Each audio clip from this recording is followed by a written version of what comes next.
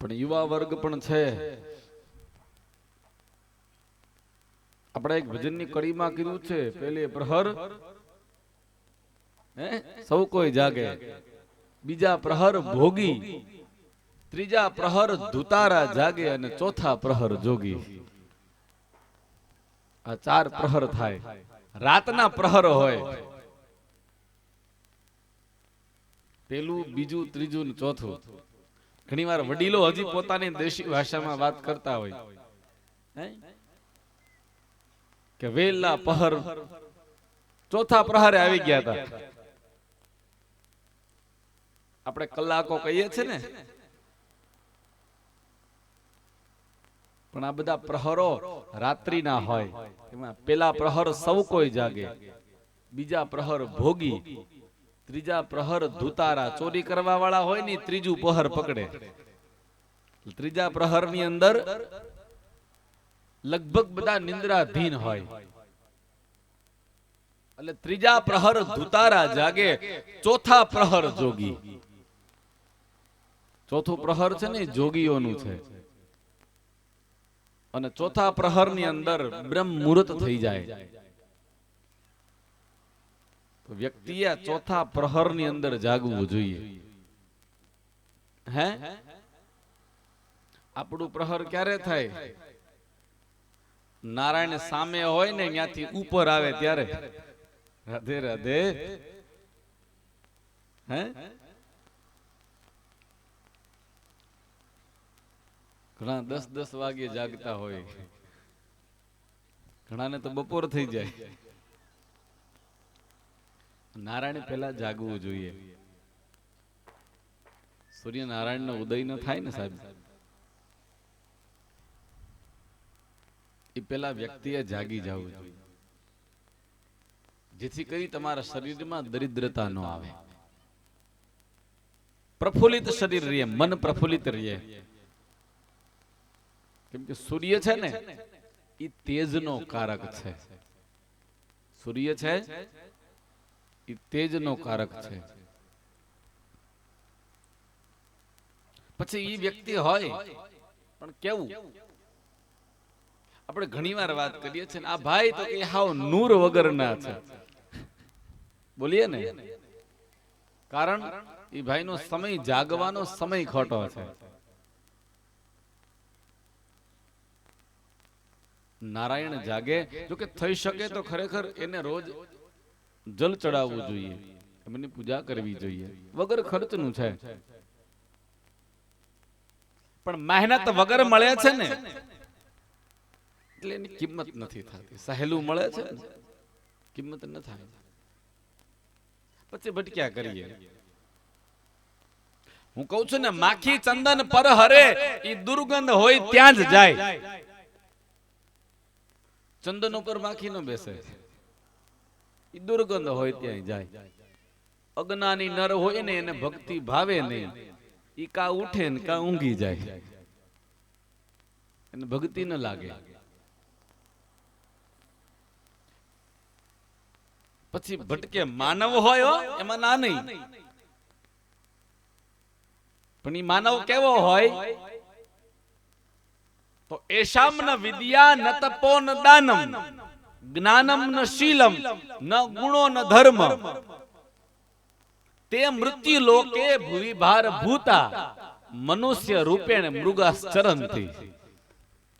જેની પાસે યશ નથી, વિદ્યા નથી, એશામ ન વિદ્યા ન તપો ન દાનમ, જેની પાસે કઈ તપ નથી, જેને કોઈ દિવસ કઈ દાન નથી કર્યું, જ્ઞાનમ ન શીલમ, જેની પાસે કોઈ પણ પ્રકારનું જ્ઞાન નથી. જ્ઞાન નથી એટલું જ નહીં, સામે શીલતા પણ નથી. જ્ઞાનમ ન શીલમ ન ગુણો ન ધર્મ, જેનામાં ગુણ પણ ન હોય. કે ભાઈ ક્યાં જઈએ, આપણે કઈ સભામાં બેઠા છીએ, આપણી સામે કોણ બેઠું છે, આ દેવ મંદિર છે, આ ગુરુ આશ્રમ છે, આપણા કુળદેવીનું મંદિર છે, કોઈ સંતોની આગળ બેઠા હોઈએ, તો ત્યારે કેમ બેસાય? કોઈ ધર્મ સભાની અંદર ગયા હોય, જ્ઞાનમ ન શીલમ ન ગુણો ન ધર્મ. સત્સંગ કોઈ સદમાર્ગની વાત થતી હોય, કોઈ ધર્મની વાત થતી હોય, એની અંદર આપણી દ્રષ્ટિ ભલે હોઈએ ખરા, બેઠા હોઈએ, પણ આપણું ચિત્ત, આપણી વૃત્તિ, આપણી જીભ એ ક્યાંક બીજી આટા મારતી હોય. તો જ્ઞાનમ ન શીલમ ન ગુણો ન ધર્મ. તો એ વ્યક્તિને કેવો બતાવ્યો છે? જ્ઞાનમ ન શીલમ ન ગુણો ન ધર્મ. તે મૃત્યુ લોકે, યા મૃત્યુ લોકની અંદર ભૂવિ ભાર ભૂતા, યા આ બ્રહ્માંડ ની અંદર એક ભાર રૂપી છે. કેવો ભાર? તો કે મનુષ્ય રૂપેણે મૃગાશ્ચરંતી. ઈ માણસ છે એમાં ના નહીં, મનુષ્ય છે એમાં ના નહીં, પણ મનુષ્ય રૂપેણે મૃગાશ્ચરંતી. મનુષ્ય હોવા છતાં ઓલો મૃગલો જેમ જ્યાં ત્યાં ભટકે ને, એમ ભટક્યા કરે છે. એની માણસમાં ગણતરી નથી કરી. પણ મહત્વની વાત ઈ છે કે આ દરેક વસ્તુ માણસની અંદર હોવું જોઈએ. ઘણા કથામાં વાતો કરવા આવતા હોય. હા, હાલો ન્યા ભેગા થાશું ને કે અહીંયા એટલે ભેગા થાવ છો. પણ ન લાગે ને ન જ લાગે. ચંદનનું ઝાડ હોય ને, એમાં નીચે સર્પ રહેતો હોય. ચંદનના ઝાડ નીચે સર્પ હોય જ. ક્યારેક તપાસ કરજો. એમ આ ચંદનનું ઝાડ છે, એમાં નીચે સર્પ હોય જ, પણ ફેર કેટલો? બંનેમાં તફાવત શું છે? તો સર્પમાં કોઈ દી શીતળતા ન આવે, સર્પમાં કોઈ દી શીતળતા ન આવે, અને ચંદનને કોઈ દિવસ ઝેર ન ચડે. આમાં કોઈ દી ઝેર ન ચડે અને ઓમાં કોઈ દી શીતળતા ન આવે, નહીતર બે ભેગા રહે છે. એમ સભા મંડપમાં બેઠા એનો મતલબ એવું નહીં કે બધાને આ કથા ઉતરે જ છે. આ તો ભાગ્ય નેત સંભવતી ન તો પુરુષાર્થ એનો. સભા મંડપની અંદર પણ આપણે બીજી ચર્ચાઓ કરતા હોઈએ છીએ. જ્યાં સુધી તમારી વૃત્તિ, તમારું ચિત્ત ઈશ્વર તરફ ન લાગે, તો એની ગણતરી ઋષિ મુનિઓએ કેમાં કરી છે? મનુષ્ય રૂપેણ મૃગા ચરંતી. ઈ માણસ છે માના નહીં, પણ ઓલા મૃગલા જેવો, જેમ વનમાં મૃગલો જ્યાં ત્યાં ભટકતો હોય ને, એમ આ વ્યક્તિ જ્યાં ત્યાં ભટક્યા કરે. કોઈ કીધું હાલો એટલે હાલો, આપણી હારે આવીને બેસી ગયા, પણ એને ઈશ્વર સાથે કે એને સત્સંગ સાથે કઈ હોય નહીં. આવા વ્યક્તિની વાત કરી છે. બાપજી વર્ણવે છે, 4 પ્રહર યુદ્ધ ભયો, શર ભયો ભારે, અને પછી નાક કાન બુડને લગે તબ કૃષ્ણ કો પુકારે. હૃદયથી નાદ નીકળો ને, હૃદયથી અવાજ નીકળો એટલે પરમાત્માએ સાંભળ્યો. દ્વારિકામાં શબ્દ ગયો અને શૌર ભયો ભારે. ભગવાન વિચાર કરવા લાગ્યા કે મને કોક યાદ કરે છે. હું રોજ કહું છું તમને કે સચ્ચે પ્રેમ કી સારે જહાં में असर होगी, सच्चे प्रेम की वो सारे जहां में असर होगी, पर जब नहीं होगी तब समझना तुम्हारी कई कसर होगी. જ્યારે તમારું પરમાત્મા સાંભળે નહીં ને, ત્યારે એક જ પ્રશ્ન પકડી રાખવાનો, હજી ફોલ્ટ મારામાં છે, હજી મારામાં કંઈક ખામી છે, હજી મારામાં કંઈક ઘટે છે. નહીતર પરમાત્મા મારું ન સાંભળે, એને સાંભળવું જ પડે સાહેબ.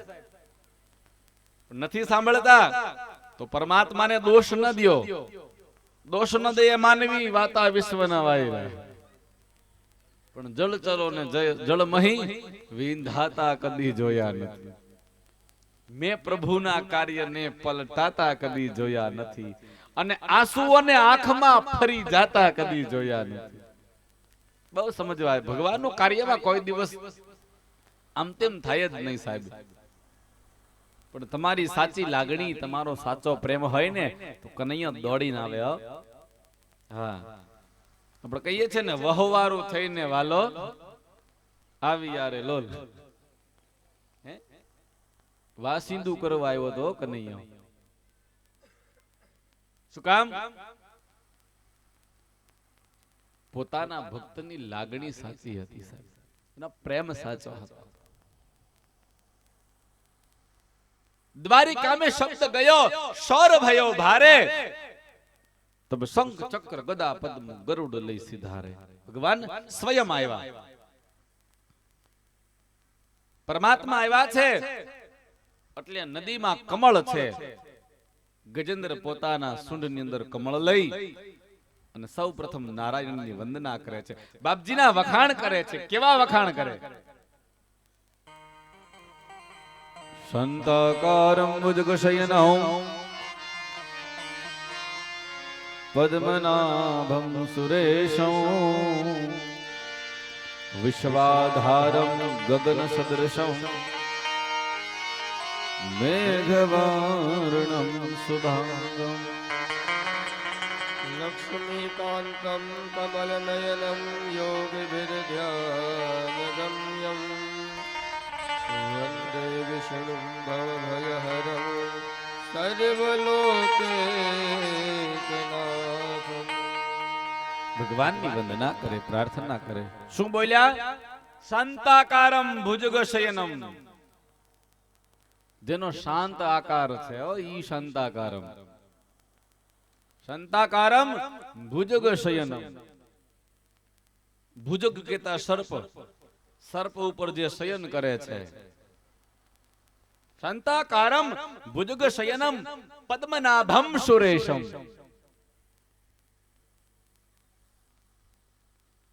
વિશ્વાધારમ, જે વિશ્વનો આધાર છે.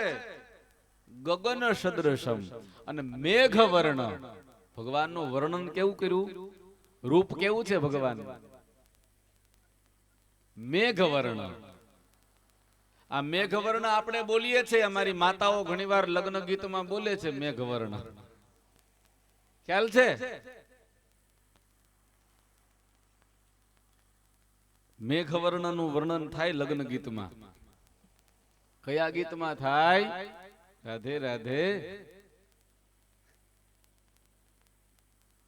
એક ગીત છે, માતાઓ ઘણીવાર બોલતા હોય. ઊંચો તે વરના જોશો દાદાજી, ઊંચો તે નટને વાભા. ઊંચો તે વરના જોજો દાદાજી, ઊંચો તે નટને વાભા. ઊંચો તે વરના જોશો દાદાજી, નીચો તો નટ કે બે આવશે. નીચો તે વરના જોજો દાદાજી, નીચો તે નટ બે આવશે. એ કાળો તે વરના જોશો દાદાજી, કાળો તે કુટુંબ લજાવશે. એક કાળો તે વરના જોજો દાદાજી, કાળો તે કુટુંબ લજાવશે. ધોળો તે વરના જોશો દાદાજી, ધોળો તે આપ વખાણશે. ધોળો તે વરના જોજો દાદાજી, ધોળો તે આપ વખાણશે. બહુ સરસ વાત કરી છે હો. ઊંચો નહીં, નીચો નહીં, કાળો નહીં અને ધોળોય નહીં, તો કઈડે પાતળીઓ ને વામે ઘવરનો મારી સૈયરુએ વખાણ્યો. હવે કેડે પાતળીઓ ને વાને ઘોવરણો મારી સૈરુએ રે વખાણ્યો રે. સૈયરુએ રે વખાણ્યો. મારી સૈરુએ રે વખાણ્યો.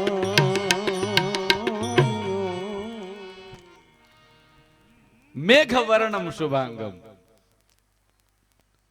આ લગ્ન ગીત બહુ સમજવા જેવું છે. હો, તમે જેને ઊંચો નીચો કાળો ધોળો સમજો છો એની વાત નથી કરી. હું તમને રોજ કહેતો આવું છું, જ્ઞાન જોતું જ હોય ને તો ગમે એમાંથી મળે, તમારી દ્રષ્ટિ હોવી જોઈએ. આ જગતની તમામ વસ્તુમાં જ્ઞાન ભરેલું છે. ઊંચો તે વર્ણ જોશો દાદાજી, ઊંચો નત નેવા ભાંગશે. ઊંચો એટલે આમ લંબાઈની વાત નથી કરી. હા, પણ અહંકારી, જેનામાં સત્તાનો અહંકાર હોય, સંપત્તિનો અહંકાર હોય, ખૂબ પૈસા હોય તો એને પૈસાનો અહંકાર હોય, તો દીકરી પોતાના દાદાને એમ કહે છે કે આવો વર્ણ ગોતશો. શું કામ? તો કે એની આગળ સત્તા હશે, સંપત્તિ હશે, ખૂબ ઐશ્વર્ય હશે, ખૂબ ધન હશે. તો જ્યારે તમે ત્યાં મને મળવા આવશો ને ત્યારે તમને ગણશે નહીં, વારંવાર તમારું અપમાન કરશે, તમને ન બોલવાના વાક્યો બોલશે, અને મારા પિતાનું, મારા બાપનું અપમાન થશે ને એ મારાથી જોવાશે નહીં. એટલે દીકરી પોતાના બાપને કહે છે આવો ઊંચો તે વર્ણ જોશો દાદા. પછી નીચો તે વર્ણ જોશો દાદા. નીચો એટલે આમ નીચો નહીં. જો કે ઈ ખરેખર આમ તો સમજવા જેવું છે. ગલુડિયા જેવો વરરાજો હોય તો જાનમાં ગોતવા જવું પડે કે નહીં? પણ ઈ નીચાની વાત નથી કરી. નીચો તે વર્ણ જોશો દાદાજી, જેની વાણી નીચી છે, જેના વિચાર નીચા છે, જેની નીતિ નીચી છે, જેના કામ નીચા છે, જેના કર્મો નીચા છે, આવો નીચો તે વર્ણ જોશો દાદાજી. આ નીચાની વાત કરી છે. પણ મારે ગજેન્દ્ર મોક્ષ બાજુ જવું છે. લગ્ન ગીત છે ને, આપણે રૂક્ષ્મણી વિવાહ આવે ને ત્યારે યાદ કરાવજો. ત્યારે દરેક લગ્ન આ ગીતો છે એનો દરેકનો ભાવાર્થ બતાવ્યો છે. પણ હવે 3 કલાકમાં તો કેટલું કેવું, એટલે સમયે કઈક કઈશ લગ્ન ગીત વિશે આપણે સ્પેશિયલ એક દિવસ આનો ફાળવશું. મેઘ વર્ણમ શુભાંગમ, પછી લક્ષ્મીકાંતમ કમલ નયનમ, કમળ જેવા જેના નેત્રો છે. મેઘ વર્ણમ શુભાંગમ લક્ષ્મીકાંતમ કમલ નયનમ યોગ વિદ્યાનગમ્યમ, જે યોગોને વિદ્યાને જાણવા વાળા છે. આવા વંદે વિષ્ણુર ભવ ભયહરમ સર્વલોકૈકનાથમ. હે આ લોકના નાથ, આપને મારા વંદન. આ ભાવથી ગજેન્દ્ર ભગવાન નારાયણની પ્રાર્થના કરે છે, ભગવાન વિષ્ણુને વંદન કરે. પરમાત્મા પોતાના હાથમાં રહેલું આયુધ એ ચક્રને છોડે અને ભગવાને ગજેન્દ્રનો ઉદ્ધાર કર્યો, જૂડનો પણ ઉદ્ધાર કર્યો. અને ભગવાનના પાર્ષદ તરીકે ગજેન્દ્ર, જેના હાથે પરમાત્માનો ઉદ્ધાર થાય, એક કલ્યાણકારી વ્યક્તિ જ હોય. પણ પરમાત્મા ક્યાંક નિમિત્ત બને છે, ક્યાંક બીજાને નિમિત્ત બનાવે છે. અહીંયા ગજેન્દ્રને આગળ કર્યો પણ જુડના ઉદ્ધાર માટે, સાથે ગજેન્દ્રનો પણ ઉદ્ધાર છે. શું કામ? આ ગજેન્દ્ર હતો ને એ આગલા જન્મની અંદર પૂર્વા નામનો એક રાજા હતો. ખૂબ જ્ઞાની હતો, બહુ જ્ઞાન હતું એની પાસે. જ્યારે ઋષિઓ, સનકાદી ઋષિઓ એની આગળ ગયા ને તો પોતે ઉભો થયો, એને વંદન કર્યા, ઋષિઓને બેસવા માટે આસન આપ્યું. એટલે ઋષિઓ પોતાના આસન ઉપર બેસી ગયા. પછી એની સામે એમનેમ પોતે બેસી ગયો. ઋષિઓ એમ થયું કે જ્ઞાની માણસ છે, હમણાં કઈક વાત કરશે, હમણાં કઈક સત્સંગ કરશે, હમણાં કઈક બોલશે. પણ નહીં, આ રાજા એમનેમ બેઠો રહ્યો. સામે ઋષિઓ બેઠા છે, આ બાજુ રાજા બેઠા છે. ઘણો સમય થયો એટલે ઋષિઓએ કહ્યું કે જ્ઞાની વ્યક્તિ છો, પરમાત્માની તારા ઉપર કૃપા છે, આટલું બધું જ્ઞાન ભર્યું છે, તો કઈક બોલ ને. આ શું એમનેમ ગજેન્દ્રની જેમ બેઠો છે, જેમ હાથી બેસે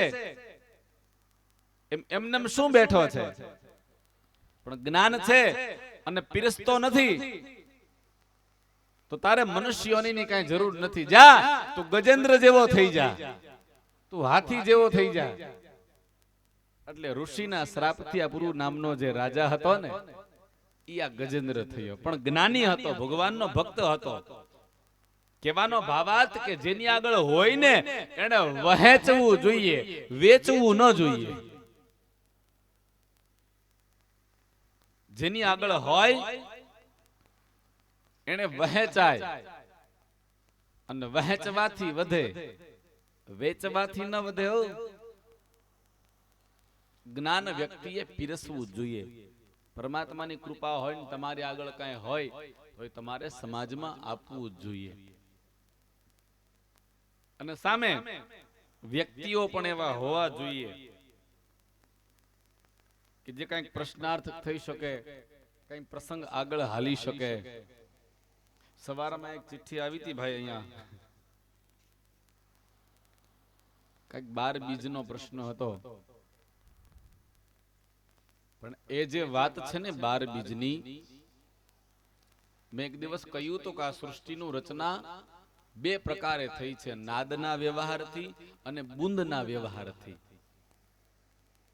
આપણો આપણા પિતા સાથે જે સંબંધ હોય એ બુંદનો સંબંધ હોય, અને ગુરુ સાથે જે સંબંધ હોય એ નાદનો સંબંધ હોય.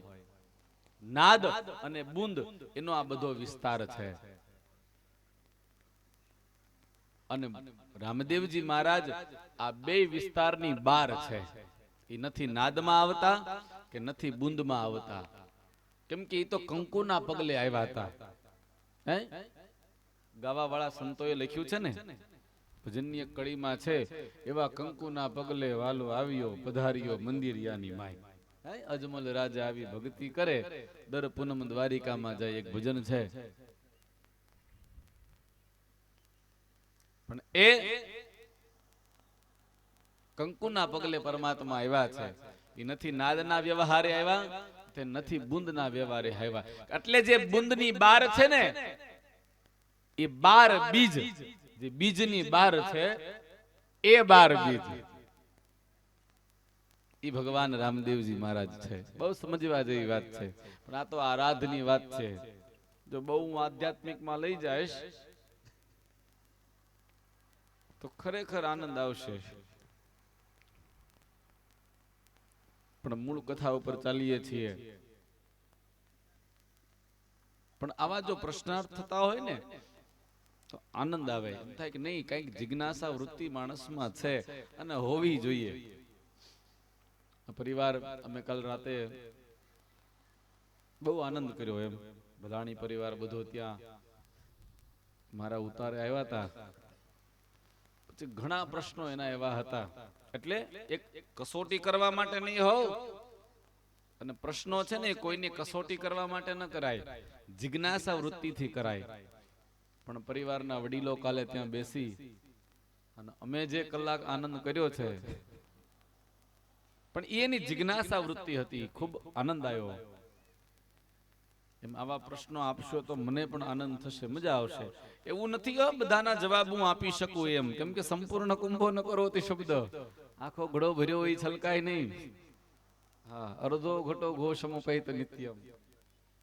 હા, આ જગતમાં પૂર્ણ એક ઈશ્વરનું નામ છે, બાકી હું તમે બધા અધૂરા છીએ. કદાચ કોઈ પ્રશ્નનો જવાબ હું ન પણ આપી શકું, પ્રયત્ન કરીશ, પણ છતાં ન આવડે, ન આપી શકું.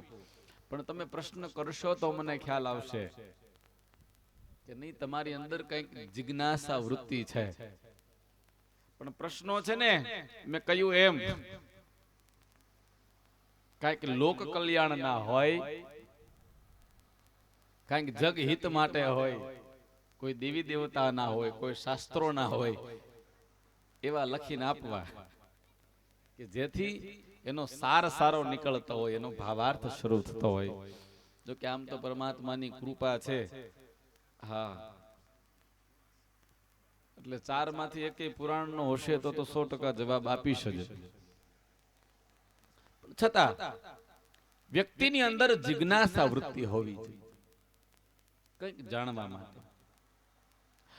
અને જેની આગળ હોય એને પીરસવું જોઈએ. આ ગજેન્દ્રને જ્ઞાની હતો આગલા જન્મમાં, પણ જ્ઞાન પીરસવાની શૈલી નહોતી. એટલે ઋષિઓએ શ્રાપ દીધો કે હાથીની જેમ બેઠો છો, જા હાથી થઈ જા. એટલે ગજેન્દ્ર થઈ ગયો. પણ ભગવાનનો ભક્ત હતો, જ્ઞાની હતો, એટલે એનો ઉદ્ધાર માટે પરમાત્માને બીજા અવતારની અંદર આવવું પડ્યું. ગજેન્દ્ર મોક્ષની કથા બાપજી બહુ સુંદરતાથી વર્ણવે છે. મન્વંતરોની કથાની અંદર બાપજી ગજેન્દ્ર મોક્ષ બતાવે છે. અને ગજેન્દ્ર મોક્ષ પછી પરમાત્મા જે કથા તરફ મને તમને લઈ જાય છે, બાપજી જે કથાનો સાર સમજાવે છે કે દેવો અને દાનવો આ બધા એકત્ર થઈ અને જે સમુદ્ર મંથન કરેલું છે, બાપજી હવે સમુદ્ર મંથનની કથા તરફ આગળ જાય છે. તો સમુદ્ર મંથનની કથા ઇન્દ્ર જ્યારે વૃતાસુર નામના દૈત્ય સાથે યુદ્ધ કરે અને યુદ્ધની અંદર જ્યારે એને વિજય પ્રાપ્ત થયો, પોતાને વિજય મળ્યો, એટલે એક દિવસ પરિભ્રમણ કરતો હતો. એમાં દુર્વાસા ઋષિ એને સામે મળ્યા. એટલે દુર્વાસાએ એક પુષ્પમાળા લઈ અને ઇન્દ્રને પહેરાવી. કેમ કે દેવા ઇન્દ્ર કહેવાય ને, સ્વર્ગાધિપતિ હતો, દેવેન્દ્ર હતો. એટલે એનું સ્વાગત કર્યું કે વાહ દેવેન્દ્ર, તમે પરાક્રમી છો, યોદ્ધા છો. દેવતા ઉપર જે સંકટ આવ્યું તમે યુદ્ધ કરીને દૂર કર્યું. એવા સારા ભાવથી એનું સ્વાગત કર્યું. બાપજીએ લખ્યું છે કે ઇન્દ્રના હિસાબેથી દેવતાઓ ઘણી જગ્યાએ અટવાયેલા છે. ઇન્દ્ર છે ને એ અહંકારી હતો, અભિમાની હતો.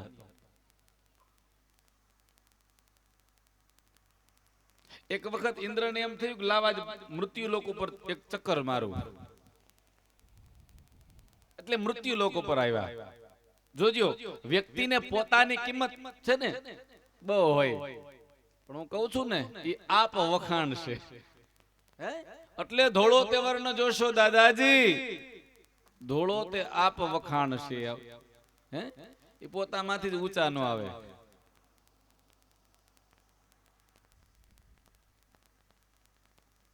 મૃત્યુ લોક ઉપર ફરતા ફરતા એક મૂર્તિ વેચવા વાળાની દુકાને જઈને ઉભા રહ્યા. સ્વરૂપ બીજું છે હો, ઇન્દ્ર સ્વયં નથી ગયા, બીજા રૂપે ગયા. તો ત્યાં જોયું તો બધાની મૂર્તિ હતી. બ્રહ્માજી હતા, વિષ્ણુ હતા, માતાજી હતા, મહાદેવની મૂર્તિ હતી અને પોતાની પણ હતી, ઇન્દ્રની હતી.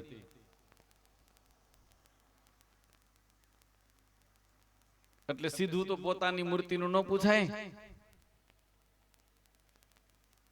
એટલે અલગ અલગ રીતે વાત કરે છે. પેલા વિષ્ણુ ભગવાનની મૂર્તિ સામે જોઈને કીધું આ મૂર્તિનું શું છે? એટલે વેચવા વાળો વ્યક્તિ કે 7000 રૂપિયા. બસ વિષ્ણુ ભગવાનની કલિયુગમાં આટલી જ કિંમત છે? બહુ કરી. એમ કરીને મહાદેવની મૂર્તિ સામે આંગળી ચીંધી. આ મૂર્તિ કેટલાની છે? બોલે એ 5000 ની છે. ઓહો, મહાદેવની પણ આ કલિયુગમાં કઈ કિંમત નથી. પછી બ્રહ્માજીની મૂર્તિ સામે તો આનો શું ભાવ છે? આ મૂર્તિની શું કિંમત છે? દુકાનદાર બોલે 3000 રૂપિયા. ઓહો, બ્રહ્માજી તો હાવ નીચે ગયા, પણ મૂળ એને પોતાની કિંમત જાણવી છે. વ્યક્તિને એક વખત ખરેખર પોતાની કિંમત જાણવી જોઈએ. આપણે સ્વયં વખાણ કરીએ એમ નહીં, કોક આપણી કિંમત શું કરે છે